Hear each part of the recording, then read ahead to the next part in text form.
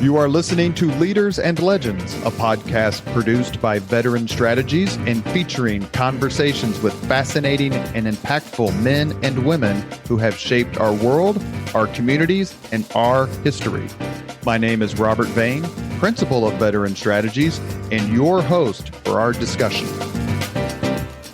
You are listening to Leaders and Legends, a podcast presented by Veteran Strategies, an Indiana-based public relations enterprise, and sponsored by Garmon Construction, Leaders and Legends LLC, the Grand Hall and Conference Center at Historic Union Station, the McGinley's Golden Ace Inn, and NFP, a national insurance broker with strong local content. Our podcast is featured on the All Indiana Podcast Network in partnership with Wish TV. You may find Leaders and Legends at allindianapodcastnetwork.com. Thinking of starting a podcast or need to host a public meeting? Let Leaders and Legends LLC be your partner as you look for new ways to communicate your message. Please contact Chris Spangle or me at leadersandlegends.net. And as always, all our podcast interviews are dedicated to the legacy and generosity of P.E. McAllister. Thank you for joining us on the Leaders and Legends podcast. Our guest today is Professor and author David S. Brown. He teaches history at Elizabethtown College in Pennsylvania. It's such a wonderful, beautiful town. He is the author of several books, but today he is joining to talk to us about, he was called Old Hickory, among many other things, and he's taken a bit of a beating. David Brown's book is called The First Populist, The Defiant Life of Andrew Jackson. Professor Brown, thank you so much for coming on the podcast. Good to be with you, Robert. And as I mentioned, my son is named Andrew Jackson Vane. I've been a Jackson fan forever, and I was so impressed with your even-handed treatment of his life, his actions, his decision, his wars, quite frankly, and his battles, because he had a hell of a lot of battles that had nothing to do with war per se. You've written other books. Why did you focus on him this time? Andrew Jackson, he's a very charismatic protein figure in American history. And when I was in graduate school a long time ago, I wrote a dissertation on the Whig Party, which was the opposition party to Andrew Jackson.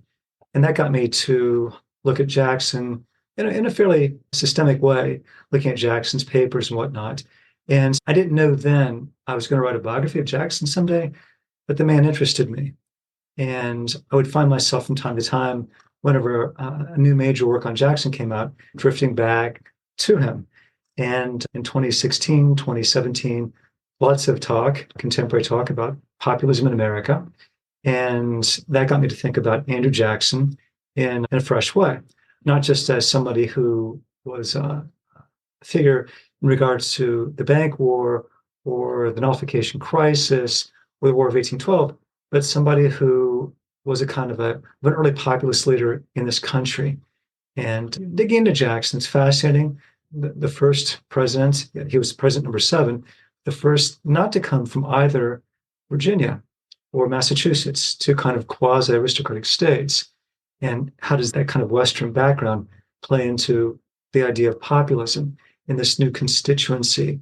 These Westerners who weren't there to vote in 1812 or 18, but they were there to vote in 1824 and 1828 to make Jackson president. So I think it was a mix of Jackson just being a very fascinating historical character, but also me being somewhat sensitive to my own times and to wanting to get more of an insight on contemporary American politics by looking to the past. And in this case, looking to Andrew Jackson. You title your book, The First Populist. Why do you think he was the first? And for the purposes of your book and the listeners, how do you define populism? Yeah, so for me, populism it's a critique against an establishment that perhaps might be an establishment of privilege.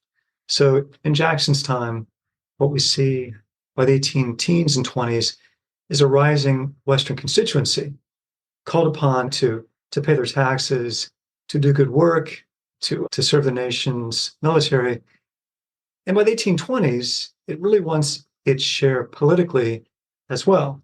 And I think there were some people in the West who viewed the East Coast as having really an iron grip on power, whether it was political power or financial power, and wanting to get its share, and seeing Andrew Jackson as somebody who could help them to do that, who would embody and represent them. I call Jackson the first populist, not because he was the first American to be a populist, but in the sense that I think he was the first chief executive, the first president of the United States to be a populist. He was not part of the Virginia dynasty. He was not part of the smaller Adams dynasty. There were two presidents there. He was number 7, but again, the first not to come from Virginia, not to come from Massachusetts, but to represent the Southwest, which basically by that time, it was really two sections. To be in Tennessee was to be a Southerner, but it was also to be a Westerner. Henry Clay, who was Jackson's great opponent, who would become a Whig, was also in that type of situation. He was from Kentucky, a Western state, a Southern state, like Andrew Jackson. He was a slaveholder, but was in the opposite party. So to look at Jackson, but also Clay as well, is to realize that there's a shift here. There's a demographic shift. And it's going to play itself out in regards to power. So early on, we have those Virginians. Then we have more of an interior perspective, post-Appalachian. When the Civil War comes to an end, we'll have a strong run of Midwesterners. Begins with Lincoln, runs up probably until the 1920s with Ohioans. 7 Ohioans from the Civil War up until the 1920s. And then you'll see from the 1960s, from Johnson up until 2008, I believe, with Obama, one had to come from the Sun Belt to be a president from 1964, basically up until the early 2000s. And so that sense of national politics and where you had to come from to be a president, that also played into my interest with Jackson, because it was clear that 8 years earlier, he never could have been president because of where he was from. But by 1828, the country, the electorate had caught up with politics. And Jackson, someone who Thomas Jefferson wasn't very keen on, although we talk about the Jeffersons and the Jacksonians. And we think that Jefferson voted against Jackson in 1824, but Jackson can become chief executive because he represents a Western constituency that Jefferson thought that he had represented. Did Jefferson actually say that? Well, I know he didn't think that Jackson had the temperament to be president. He said something to the effect of, Jackson was in the Senate when I was president of the Senate, and Jackson could barely speak because he'd get so choked with rage. Yeah, you've got that down. That's almost exactly, I think, what Jefferson is quoted as saying. So Jefferson was president of the Senate while he was serving as vice president. He saw Jackson during Jackson was in the Senate twice, Yeah. both times for only a small period of time.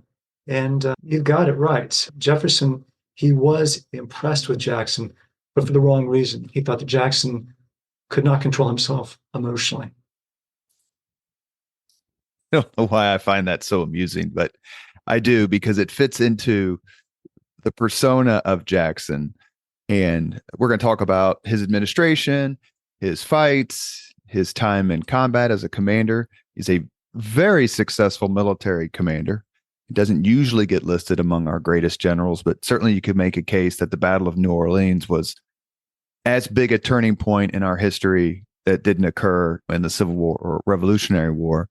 But his background, I don't know that I've read any book on any president where he was so, you can see how he acts as president or in politics, and then read about how he acted as a kid and go, that makes perfect sense. How off base am I on that? I don't think that you're off base. Jackson was somewhat of a willful child, and he was somewhat of a willful politician and president as well. This was something very much deeply ingrained in his personality. We're not sure exactly why. Some of that is probably just inheritance. It's also true that he survived the American Revolution, but his two brothers and his mother didn't. And he was farmed off to relatives and didn't like it, didn't really have a strong male figure for an important part of his life, and didn't like to be told what to do. And we do see that in his political career. We do see that in his presidency. And yet we notice it when he's an adolescent as well, whether it's bullying, getting into fights, ordering people around. Jackson was always strong-willed. How much did the revolution shape him? The famous story about him being scarred because he wouldn't clean the boots of a British officer. All this is happening when Tarleton's legions are coming through the Carolinas. They eventually are defeated in what I think is the most underrated battle in American history, and that's the Battle of Cowpens, January 17th, 1781. Mm-hmm. All this is happening. So how did the revolution shape his life beyond just the fact that it put him on the own? Did it help create some of these passions that you just talked about? Because I'm reading a book by Alan Gelzo, Professor Gelzo. He wrote a book on Lincoln, and he talked about Lincoln's passions, how Lincoln worried against it. The founding fathers worried against passions as part of their warning against political parties. But then here comes a guy who's got passion in spades, for lack of a better term. The revolution and the conduct and what was going on then shape those passions? Yeah, I think so. Before Jackson goes to Tennessee as a young man, he's in South Carolina. He was born in the Waxhaw region of South Carolina. To this day, it's a little fuzzy. Both North Carolina and South Carolina have birth markers saying he was born here. The bloodiest fighting in the American Revolution, it came late, and it came in South Carolina. And it really was community against community, sometimes brother against brother. Jackson was involved as a young teen in that. He wasn't a soldier per se. He was a courier. You note how he was assaulted and scarred by a British officer when he refused, there's the willful Jackson again, to clean the man's boots upon request. So Jackson literally carried through most of his life a scar of the American Revolution. And as I noted, his mother, who was tending to sick soldiers in Charleston, she contracted and died. Both of his brothers died in the American Revolution. And so I make the conjecture in the book that for Jackson, the revolution, one of the reasons why it's so important to him is the country becomes something of a surrogate family. And Jackson begins to identify, even before the nationalism of his military career, he begins to identify himself as really a citizen of this new country, of this new nation. And it's part of his self-image that nothing is bigger than the country. Now, this can be a little bit difficult to parse with Jackson because we also think of Jackson as a Southerner, as a slaveholder, as somebody who embraces states' rights. But when push comes to shove, as it would in his kind of contest or duel with John C. Calhoun, when Jackson's president, and the state of South Carolina says it has the right to nullify a federal tariff and not pay it because it thinks it's unconstitutional, Jackson absolutely doesn't agree with that and is willing to not just face down South Carolina, but looks like he would be willing to invade the state if South Carolina doesn't pull back, which of course it does. So Jackson is somebody who straddles a couple of roles here. One is somebody who embraces states' rights in many respects, but ultimately, and I think in large part because of his experiences during the American Revolution, he sees the country as being the primary entity and unity, force of unity in this country, and he stands by it, I think, above everything else. You're listening to Leaders and Legends. Our guest today is Professor David S. Brown. We're discussing his book, The First Populist, The Defiant Life of Andrew Jackson. This search for family, do you think it's one of the reasons why he embraced military life? I think as much as anything, Jackson's embrace of military life is because it was an avenue towards prestige and success.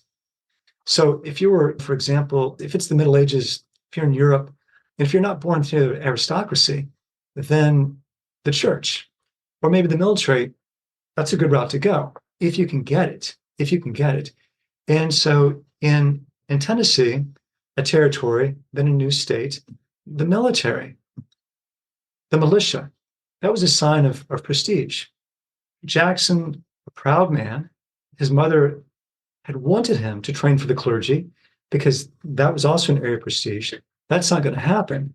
But Jackson sees the military as a way to find a place in Tennessee society. But I don't want to make it seem like it's superficial, like it's all society driven. Jackson also can see that he has leadership skills.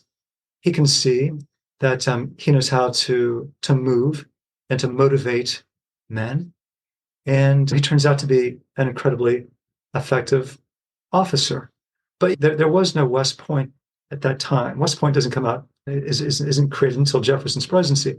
So when Jackson's a young man, the militia is a way for him to engage as an orphan in social mobility and to try to find himself.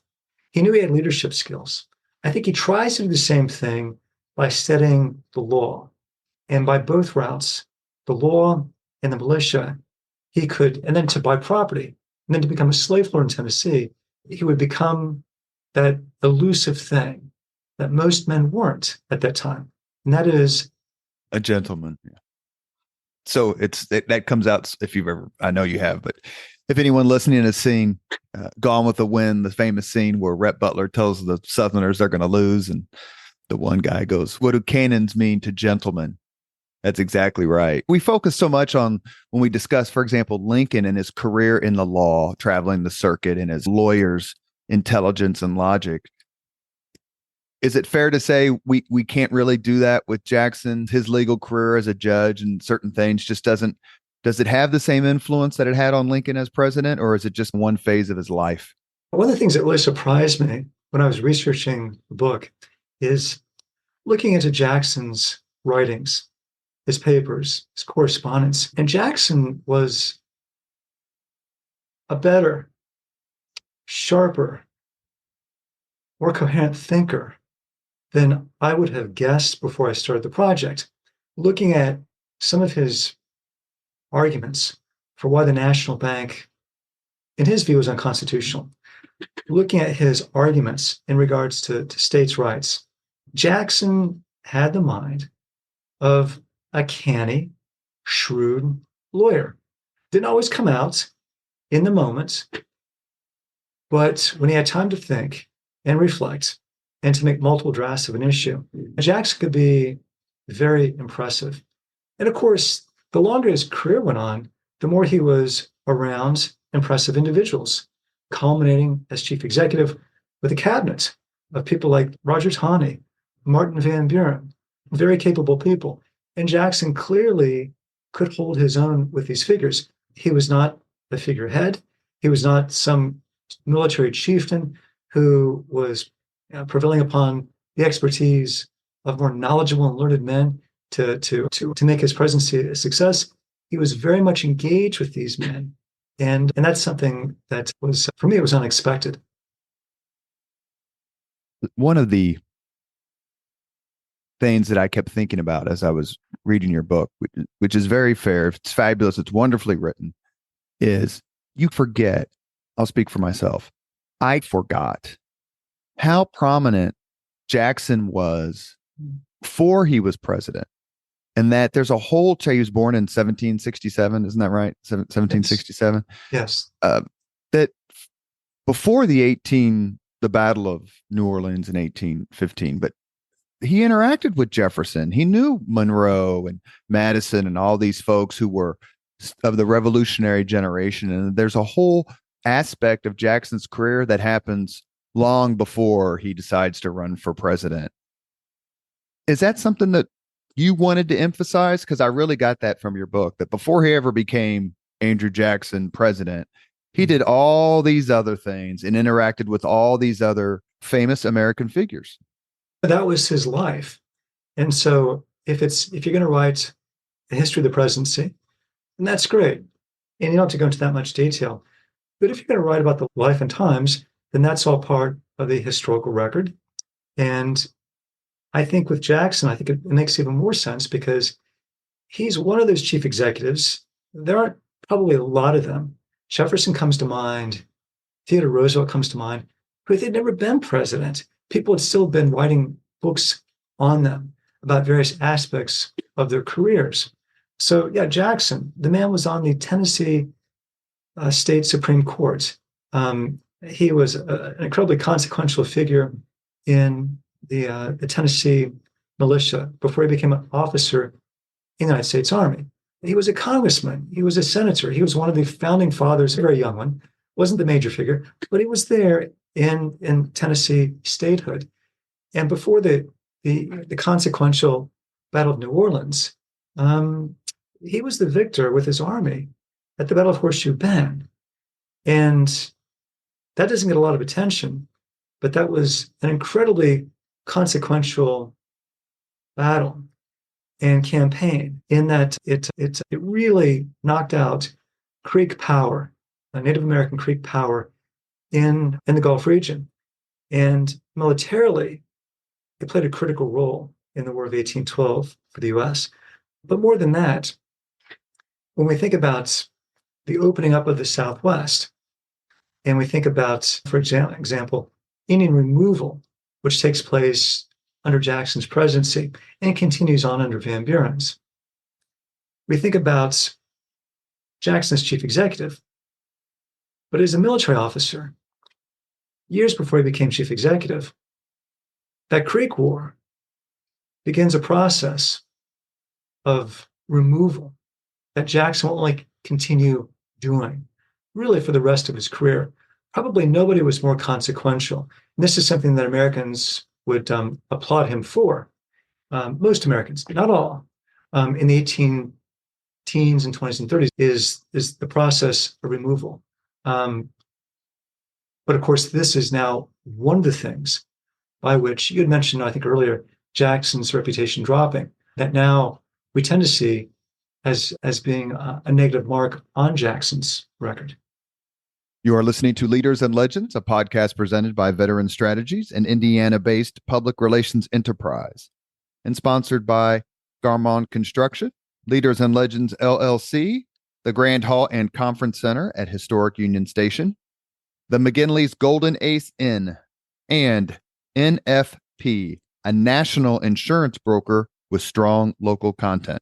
Our guest today is historian David S. Brown. We're discussing his book, The First Populist, The Defiant Life of Andrew Jackson. He talked about his love of the military and love of the United States, but he gets into politics. And the politics of the early 19th century, fascinating is the only word I can come up with right now. It's terrific. The early national period, this is a wonderful time to read about as the United States is trying to figure itself out.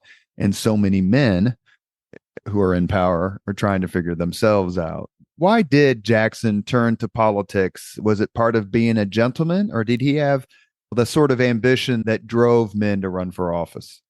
These things, they can go together. A gentleman didn't have to be in politics, but there were many gentlemen who were in politics. Also, it's not exactly clear what Jackson would have done otherwise. His role in the militia had some connection, obviously, to Tennessee politics. His court appointments had something to do with Tennessee politics. Jackson was a slaveholder and he was a planter, but these things also mixed in with politics. And also his military career. Jackson would end up purchasing land in Alabama, for example, that his military had been successful in extracting the Creeks. And so I think for Jackson, it wasn't this notion of political idealism, that there's something like wrong with the country and I must jump in. I think it was about finding his place and his role in the world. The man was a natural leader, and he could see himself as a young Tennessean whose rightful place was in Tennessee politics. And I think in large part because of his military success, that will then put him on the radar to really national success, to be able to run for the presidency. The first time that his name is floated is 7 years after the Battle of New Orleans. So the Tennessee state legislature nominates him as a favorite son in 1822 for an election that won't take place for 2 years later. And they probably didn't really even believe that Jackson was going to get the nomination. They would ever be president. he was by this time, I think he was in his late 50s. He was the oldest man to be, I believe, elected to the presidency up to that time. And so for the people of Tennessee, it was just a fitting Andrew Jackson, he's a hero. We'll nominate him, but it won't go anywhere. What they didn't understand is the reach of Jackson's reputation, how in places like Pennsylvania, Jackson was phenomenally popular. And That's actually, so forgive me, but you actually led me right to my question. And I'm sorry for interrupting you, but I want to ask this before I forget. Is it near impossible to overstate how popular Jackson was as an American hero post New Orleans? We think of heroes we have today or 50 years ago or 100. And back then, you didn't have all the technology. And so for a man to reach this level of popularity among the people was extraordinarily rare. And I'm asking you, is there any way to overstate it? there might be one way, and that is to keep in mind that Jackson was very loved and he was also very hated. Now, obviously, the people who hated him, they weren't the majority because Jackson was a two-term president. To your point, some of the election numbers are just phenomenal. For example, in several deep South states, when Jackson ran, Jackson would get 90% of the popular votes. Who does that? Not just today, but who's done that since, right? Qualify that just a little bit. Jackson did, because it was so controversial, will his opposition into existence. This was the Whig Party. They call themselves the Whigs because in English politics, the Whig Party was opposed to the Tories, opposed to the aristocracy.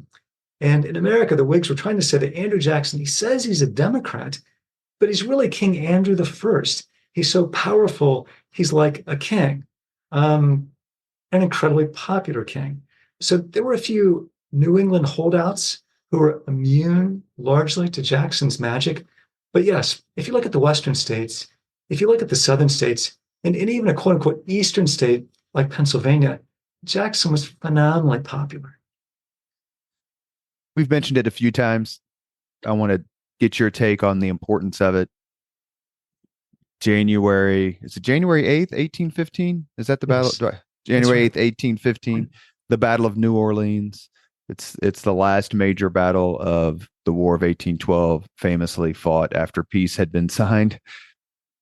How much, first off, I just can't, when I read about it, how the Americans won is fascinating considering who they comprised themselves of and who they were against. Mm-hmm. How much credit does Jackson deserve? We know he got a lot, but how much credit does General Jackson deserve for that victory? Yeah, it's a good question. He doesn't deserve as much as he's gotten. The British did Jackson a huge favor because they carried off a frontal assault against Jackson's position. And Jackson had a very good position. The smartest thing Jackson did that day, the battle, it wasn't long, it's about 30 minutes or so, was Jackson refused when the British, when their assault had been broken, to then leave his defensive network and pursue. If he had pursued, he might have been successful, but he might not have been successful. And so this was a smashing victory, I think as much due to a British air as to anything that Jackson did. Jackson took a defensive position behind a natural stronghold, a canal. I mean, it was already there. And his men built it up further, studded it. It was solid.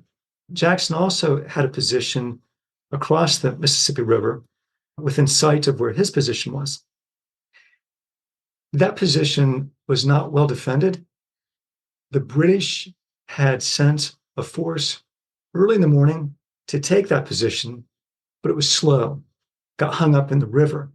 If the British had taken that position, which was basically slightly behind Jackson's lines, the British could have put cannon there and enfiladed Jackson's line. And so there's a lot of what ifs on that day.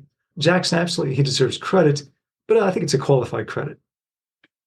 Part of the reason he gets credit is because of the makeup of the American forces, where you have some regular army, but a lot of militia, and you've got Jean Lafitte's pirates, and you have some Native Americans, and they're fighting honestly and truly the best troops that Britain had, who had just defeated Napoleon prior to Waterloo. So, and it wasn't Sir Edward Packingham. He was Packingham Yes. was wasn't he like the Duke of Wellington's brother-in-law or something? So it was like the creme de la creme of British forces against this motley collection of Americans. And to me, that seems to be one of the foundations of Jackson's fame. He took ragtag group of Americans and beat the British, which is exactly what we did 30 years before then, 40. It fits our self-image as it's part of the rising people theme that these ragtag forces were able to defeat a professional army. There's some myth attached to this. George Washington said, basically, give me a professional army any day. I'm sure that some of your listeners have probably been to Concord, Massachusetts. There's the bridge where the British were at. There's a sculpture there. I think it was dedicated in the 1870s. It's the Minuteman statue. And in one hand, the hand is on the musket, and the other hand is on the plow. The notion of the citizen soldier who wants nothing more than to protect home and hearth, and then when the enemy is defeated, then go back to farming. The notion that in America, we don't want military tyranny. We don't want a military state. We don't want dictators. We want our citizens, civilians, our military heroes to be like Washington, who voluntarily gave up power. And so I think with Jackson and New Orleans, that's another iteration of that theme, that there was this ragtag group, and they were able to defeat this great professional army. And when it was done, then what does Jackson do? Given enough time, he's going to go back to the Hermitage and be a quote-unquote simple farmer. Who is Charles Dickinson, and why is he important to the study of Andrew Jackson? Dickinson was the only man that we know of who was killed by Andrew Jackson in a duel. It began because of a racehorse that involved itself in a lot of permutations. Dickinson didn't even own the horse that was supposed to race against Jackson's, but he will place himself for still cloudy reasons into Jackson's path. He was younger than Jackson, perhaps was looking to make a name for himself by fighting Jackson. This is before the Battle of New Orleans. And he'll essentially make himself so obnoxious publicly, impugning Jackson in a newspaper, that Jackson will have, as he would see it, no alternative but to challenge Dickinson to a duel. Dickinson was reputed to be one of the best shots in the state, if not the West. Perhaps Dickinson was thinking that his reputation would shield him. It did not. It's a famous story. Jackson, when he was asked what his strategy was, he said, I will turn. I will not lose my fire. I will not have my finger on the trigger because Dickinson is a better shot than I am. I will let the man shoot me. And then after he shoots me, then I will kill him. And that's so great. It sounds crazy, doesn't it? But in effect, that is what happened. Jackson did the sort of half turn because one wants to protect oneself. And Jackson caught a bullet in his chest. And then Jackson very coolly told the handlers that he was okay, or at least enough okay to get his shot. And he pulled the trigger. There was a misfire. So he gets his shot again. And by this time, Dickinson knows that he's not going to survive this. And then Jackson fires. And Dickinson is shot through probably the groin area. And within a few hours, he's dead. Of course, this was all in the name of being a gentleman, because only gentlemen could engage in duels. And Jackson sent some wine to Dickinson's camp. No hard feelings. Dickinson thought, and then we'll move on. In the few minutes we have remaining, Dickinson thought that he missed him at first. That's right. Because Jackson didn't fall, or he reacted, but he didn't. And he said, my God, have I missed him? And then stepped off his spot, was ordered back to his spot. And I always thought it was indicative of Jackson's military experience that he shot Dickinson in the groin. Not only would it be easier to hit as opposed to the head, but he also knew a kind of a gut shot. No surgeon's going to be able to save you. And they were only 30 feet apart, 10 feet apart, or they were closer than you think they were. They were not many paces apart, which was an indication that only one of them was supposed to walk off. If you were angry at somebody, but you both agreed to like 50 paces. What it meant was that nobody was going to get injured. You could even fire up into the sky. And Jackson had done that on at least one previous occasion in a duel when he was a little bit younger. Yes, Dickinson was stunned when Jackson didn't collapse because they weren't that far away. He thought he hit him, but Jackson didn't go down. You're listening to the Leaders and Legends podcast. Our guest today is professor and historian David S. Brown. We are discussing his fabulous book. It's a terrific read, The First Populist, The Defiant Life of Andrew Jackson. Who was Rachel Donaldson Robards, and why do we study her to understand Andrew Jackson?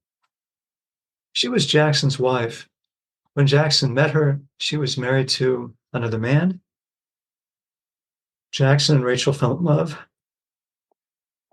Her husband left. Rachel and Jackson assumed he was getting a divorce. He did, but he didn't until later.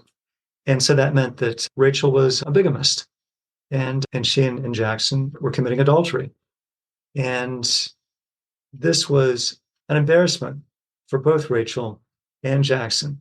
Rachel was very cultish when she was younger, but after this episode, she became very pious, very religious, and perhaps because she was humiliated when with Jackson's political career began to take off, then people began to get interested in his life. And this episode was brought up. How can Jackson be president? He committed adultery with this married woman. Jackson, I guess I should say, Rachel seemed to be the only woman Jackson was ever really interested in. The historical record just doesn't come up with other women in his life. Rachel had something of a prominent background. Her father had met Washington and Jefferson when they were in Virginia. Rachel's mother had a boarding house. That's where Jackson met her, and she will die right before he became chief executive.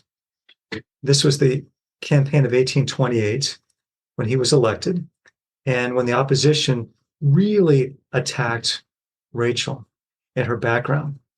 Jackson will show up in Washington in conspicuous morning dress, black hat, black scarf, black suit, all decked out. And as regards to Andrew Jackson, his belief was that Rachel had not died of illness, but she had died of a broken heart. Jackson was somebody who seemed to operate most effectively when he had an enemy and he could identify an enemy, always the chip on the shoulder. And so when he assumed the presidency, I think he also needed to believe that there was an opposition out there and that this opposition would stop at nothing to hinder him and his policies.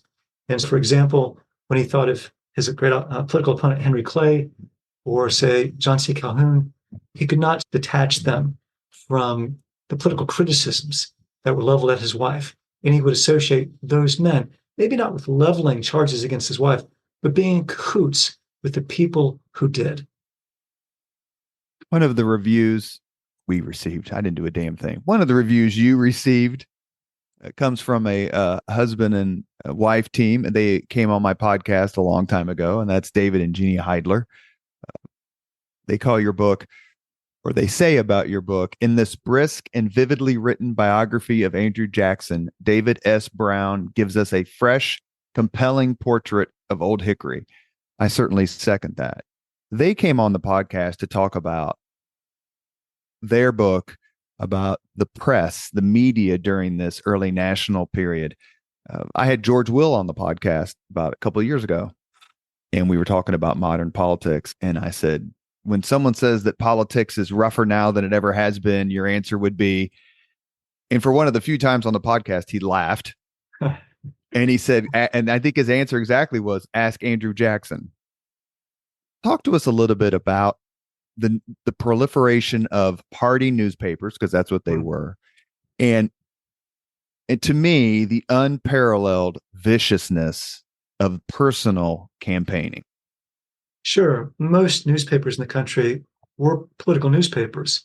Some of them said it very openly, the Chattanooga Democrat, the Cincinnati Whig.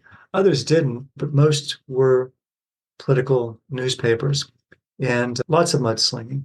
It's interesting because as populism becomes more of a thing, as the earlier deferential age of democracy, where somebody like a Washington, or as late as Monroe in 1820, could basically just have nobody run against you, and everyone is basically a kind of a de facto Jeffersonian. That was coming to an end, and all of a sudden you've got two real strong political parties, and the route to success in our political system is victory, ultimate victory.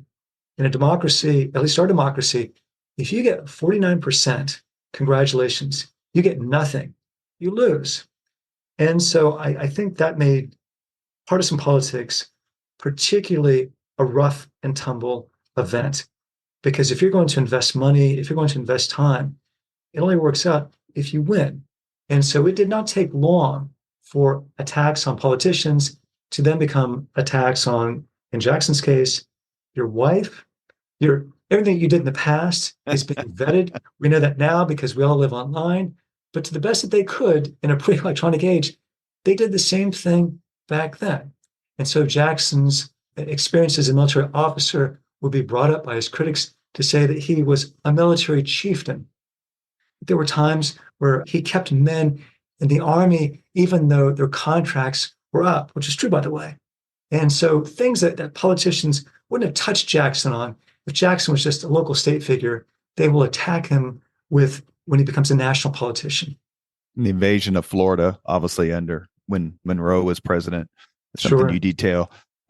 So let me ask you a question. You can put this to rest now for all historians and readers from this moment on, 2:53 on February 7th, 2024. Did John Quincy Adams serve as a pimp for the Russian Tsar?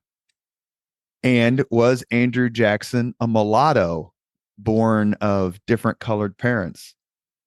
On both accounts, emphatically, no. Just gives you an example. You talk about it in your book, but these are the charges that were leveled against these candidates. It's hysterical. That's right. Yeah, absolutely. Yeah. It's funny because they didn't care. They just wrote whatever. That's right.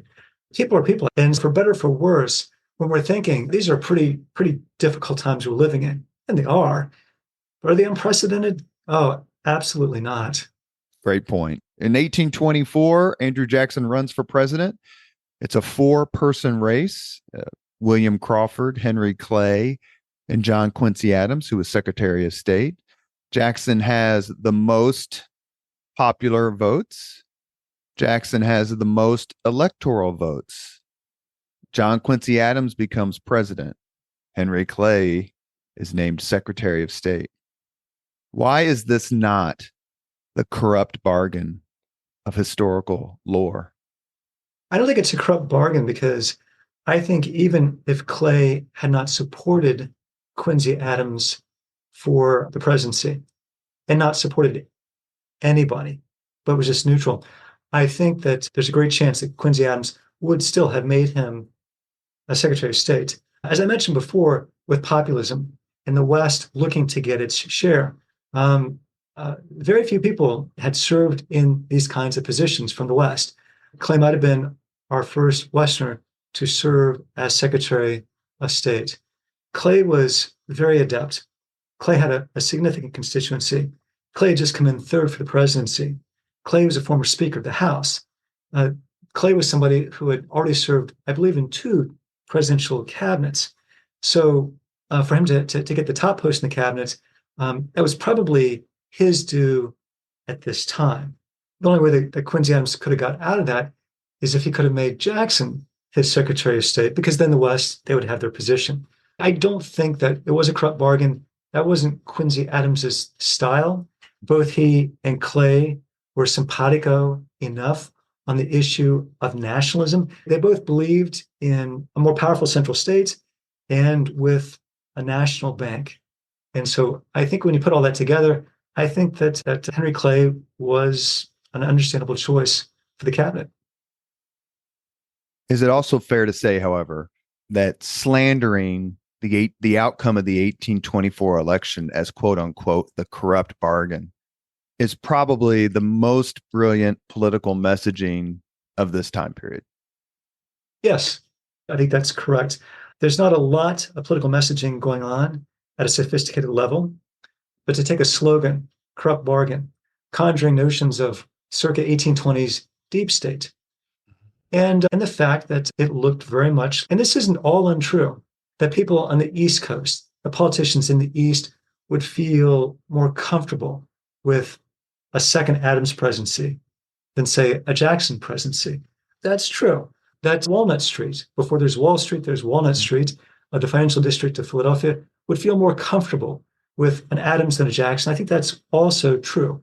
I'm not saying that this was nefarious, that this was illegal. I'm saying that we all have our ideas, our interests, our prejudices, our biases, and the old political class felt more comfortable with, quote unquote, one of their own. Although Adams and Jackson were born the same year, but because of where he was born, because of who his father was, Adams's situation was much different than Jackson's.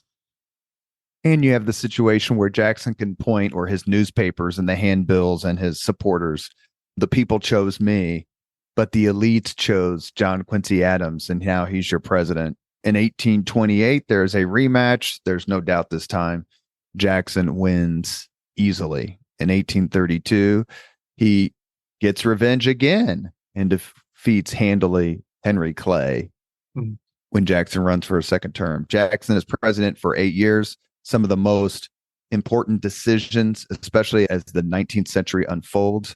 We obviously could do an entire podcast just on those 8 years. Let me mention 2 or 3 issues and have you talk about them. Is that okay? Sure. First is the National Bank.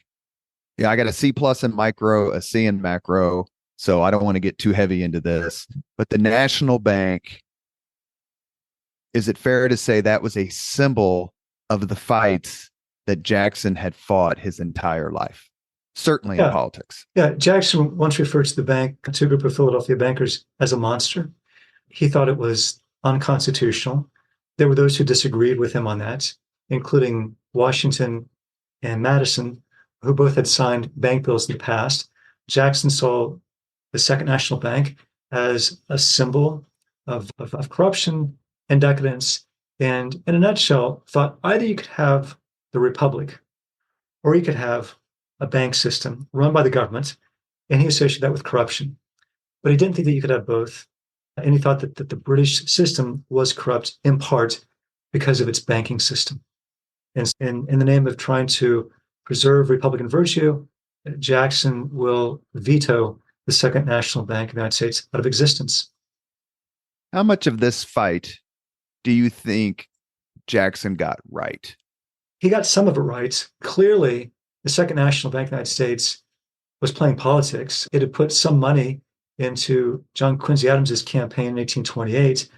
We'd be shocked if we looked at the newspaper tomorrow and the Federal Reserve System was putting money into either one of the 2 major presidential contenders' bank accounts. On the other hand, the country did need a more sophisticated and centralized financial system than it had before. The Jeffersonians, they were happy when Alexander Hamilton's First National Bank, when it disappeared, when the charter was up. But then the War of 1812 came, and they learned that it's difficult to fight a war without that type of an institution. And so the Jeffersonians, they bring back the national banking system. And then what we've learned when there is no banking system and the country's fighting a civil war is it takes humongous sums of money to fight that war. And so there's a bunch of bills passed in the 1860s, but no central bank really until the 19 teens, when Woodrow Wilson signs into legislation creating the Federal Reserve. One of the reasons why they do that is, apart from the lessons of the wars, but there had been a panic in 1907, and then President Roosevelt had to, almost hat in hand, go to people like J.P. Morgan and ask them to help out the American economy. That's not a good way to run a major world economy. And didn't Jackson also, as part of the foundation or the buttressing of this fight, consider himself the one true representative of all Americans, as opposed to Biddle and his Nicholas Biddle, who ran the bank, and his rich cronies? That's right. Jackson says that Americans vote for the presidency. All Americans do. Not exactly true. We know that. He said, but they don't, even their local reps. I'm the person who represents them the most. And they look to me to make that great decision. He said that in part because there was this question. If two previous chief executives had said the bank was constitutional, and the Supreme Court said the bank is constitutional, and John Marshall's court had made a decision in 1819 saying it was, what gives you the right now to go against all of that precedent and to say it isn't? And Jackson said, this isn't just about precedent, it's about the people. And I represent the people in a way that the Supreme Court doesn't, that senators and congressmen don't. And so Jackson said that he could intuit the will of the people, that he represented public opinion. And he said public opinion is against this bank. It's not what he led with. He led with it's unconstitutional. But it was a little bit interesting when he said that public opinion doesn't want this bank, and I embody public opinion, because that gave the opposition room to say, then really what we have here is not so much a rule of law. We just have a rule of what? A rule of one man, or one man who says that he can intuit the will of an entire people? But he leaned on this notion. Let me ask it. Let me not assert, and let me ask. Did he lean on this notion of populism to say, I speak for everybody who isn't in Washington, D.C. or Philadelphia having steaks with Nicholas Biddle? They are looking to me to kill this monster, and I'm going to kill it. Yeah, that was the attitude that he took. He knew that he couldn't push that too much because there were farmers who were for the bank. So it's somewhat qualified. When he went large on the issue, he would use that kind of language, even though he knew that there were plenty of people out there who were not opposed to the bank, like he was opposed to the bank, and some who saw the bank as a means to social mobility. The other big issue during Jackson's 8 years as president is the issue of nullification, that a state can nullify laws by the federal government and just not observe them. In this case, it was, I believe, a tariff. Is it the Yes. tariff of abomination? Is that the same one in which that's right. Yeah. in which President Jackson faced off against his own vice president, John C. Calhoun? To me, this is the issue that sustains Jackson's legend. And please tell me I'm wrong. Through the Civil War and beyond, that he was the first president to be faced with something like this. Let's put the Hartford Convention away for a second. And just like President Lincoln, he saved the Union. Does he deserve the credit that he gets for facing down South Carolina? I think he largely does. Jackson has this reputation being a hothead, but he was very politic about how he dealt with South Carolina.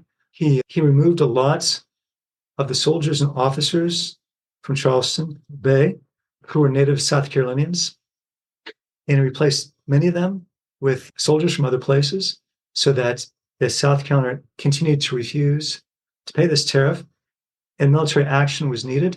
It would be conducted by soldiers who Jackson was sure would be loyal to the United States and not the state of South Carolina. But Jackson was also doing a lot of talking, and he was isolating South Carolina. And South Carolina could have gotten support from Georgia and, say, Virginia. It's not clear exactly what would have happened. South Carolina will eventually defer to Jackson and recognize the tariff as being constitutional, because it could not do anything other than that, because it could not gin up support from other states, in part because Jackson was a good politician. And Jackson had removed that possibility by getting some of these states to side with him on this issue. Without Jackson's, let's say Andrew Jackson isn't president, let's say it's James Buchanan or someone else, do you believe in conjecture that South Carolina would have seceded in the early 1830s as opposed to 1860, December 20th, 1860? Yeah, if they would have gotten some support by two or three significant states I could see that happening. But without that support, it didn't happen. But one could look at 18, the early 1830s and see that as a prelude, because in 1860, the dominoes, they do fall. Is it fair to say that the fight against the bank and the fight to preserve the Union are just two things, are two fights that Jackson fought with relish, that fit his personality, his strengths? Yeah, I think that Jackson almost always fought with relish. Again, he liked to identify an enemy. It focused him. And so it's the monster bank, or it's John C. Calhoun. And then also Henry Clay is going to get involved in this as well. And Clay is going to help to bring about a compromise that will lead to a revised tariff. But for Jackson, this was good in a way because then it allowed him to lump in Clay with Calhoun. And he relished, to use your word, he relished these battles. Jackson lives until 1845. His new vice president, Martin Van Buren, succeeds him in 1836. And then things start to go downhill for the country as we wrestle with slavery in the territories we won under James K. Polk, who was sometimes called Young Hickory in the Mexican War. There's so much more to talk about, but I want to ask you a question about historians and polls before we get to the 5 questions we ask everybody. And you've been very generous with your time, Professor Brown. Jackson, in the early polls, Arthur Schlesinger, I think, did the first one in 1960, wrote a book called The Age of Jackson, which is a terrific book. I never knew what a locofoco was until I read that book, The Matches. Jackson was always in the top 10, 6th or 7th for multiple years. He has fallen considerably to the point where he is now ranked behind John Quincy Adams in the last ranking of presidents. How fair is that? And is it, in your mind, is this the result of the Trail of Tears, Indian removal? Oh, certainly. If you look at presidential rankings, they're always creatures of opinion, public opinion. And so it's not surprising that in most cases, people are going to gain a little bit or they're going to lose a little bit. There's roughly 4 holies. Lincoln tends to almost always be number 1. And then 2 and 3, depending upon the poll, it's going to be Washington or FDR. And Teddy Roosevelt usually comes out about 4th or 5th. Jefferson's always in the top 7, 8, right, something like that. So yes, since the long civil rights movement, since our increasing awareness of Indian removal, the Trail of Tears, Jackson's reputation has decreased. Also, I think scholars are increasingly aware, they really have been for a generation, that even though Jackson viewed himself as a nationalist, some of his actions were actually very states' rights oriented. And his attitude towards abolition. That's right. Yeah. And his willingness to see if he could use the power of the central government to, for example, destroy abolitionist materials in the United States mail. Maybe for 100 years ago, maybe that was just boys will be boys among historians. But scholars today, they take a closer look at that. And if John Quincy Adams ranks a little bit ahead of Jackson, I think the argument there is that Quincy Adams, the Whig Party didn't win as many elections as the Jacksonians did. Their vision of the future, a national bank, free soil, free labor, free men, and the slavery, a more industrial future, that in fact, that vision has prevailed more so than the populistic states' rights vision of Jackson. So if we look beyond the individuals and we look at what these individuals represent or embody, then I understand the argument that some could make for the importance of John Quincy Adams today. Okay, Professor Brown, you get a vote. Where do you rank President? Where am I putting him? Oh, let's see. Let's assume Lincoln, Washington, Roosevelt, Jefferson sure.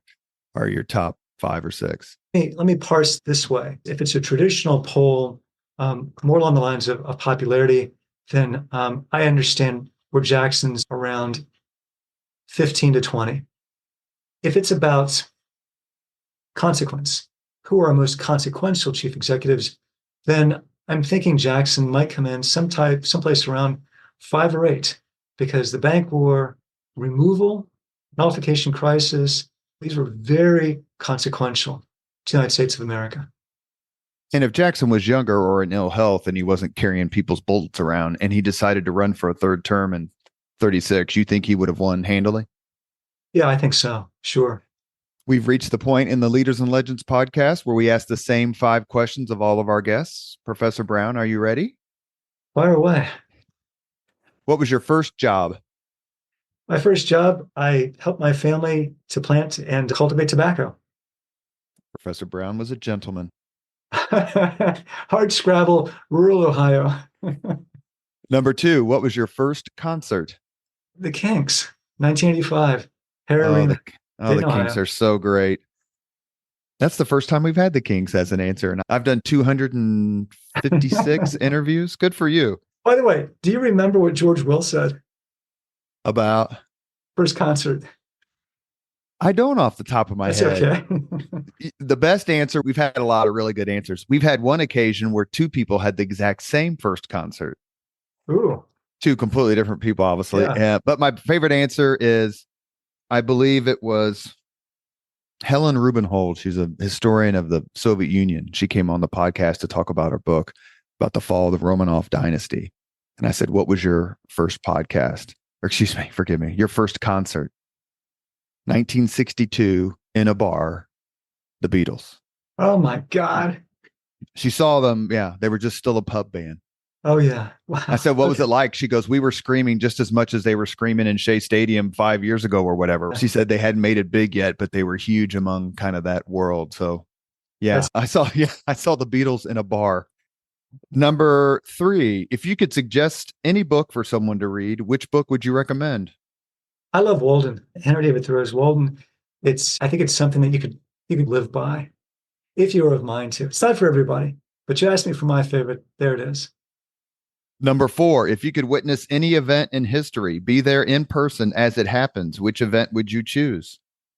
Off the top of my head, the day that Lincoln signed the Emancipation Proclamation, his hand was trembling because he had shaken so many hands that day. So to watch him shake those hands and then sign it with a trembling hand. And then as I recall, he signed most of his papers A. Lincoln, but this one he signed Abraham Lincoln. Yes. Last question. If you could have dinner with anyone living today, 2 hours off the record, just to chat, whom would you choose? Wow. You mentioned the Beatles. That puts this in my head because I love the Beatles. And then the question is, if it's only one, who would it be? Would it be Paul McCartney or Ringo Starr? I think I'm going to go Ringo Starr.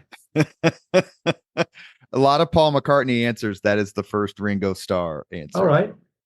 You have been listening to Leaders and Legends, a podcast presented by Veteran Strategies, an Indiana-based public relations enterprise, and sponsored by Garmont Construction, Leaders and Legends, LLC, the Grand Hall and Conference Center at Historic Union Station, the McGinley's Golden Ace Inn, and NFP, a national insurance broker with strong local content.